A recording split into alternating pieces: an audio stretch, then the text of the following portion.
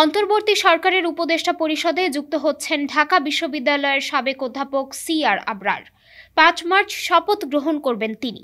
৪ March foreign service একাডেমিতে এক ব্রিফিংয়ে এ তথ্য জানান প্রধান উপদেষ্টার প্রেস সচিব শফিকুল আলম। কোন মন্ত্রণালয়ের দায়িত্ব পাচ্ছেন প্রশ্নের জবাবে প্রেস সচিব জানান, তিনি সম্ভবত শিক্ষা মন্ত্রণালয়ের দায়িত্ব পাবেন।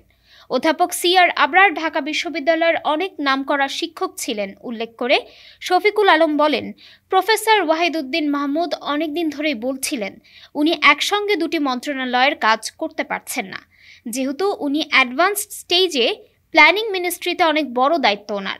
এজন্য অধ্যাপক সিআর আবরার যুক্ত হচ্ছেন উপদেষ্টা পরিষদে। এর আগে গুঞ্জন ওঠে উপদেষ্টা পরিষদে যুক্ত হচ্ছেন প্রধান উপদেষ্টার বিশেষ সহকারী অধ্যাপক ডক্টর এম আমিনুল ইসলাম। তিনি নিজেও ইউএনবিকে এ বিষয়ে নিশ্চিত করেছিলেন। ডেস্ক রিপোর্ট, আজ বার্তা, ঢাকা।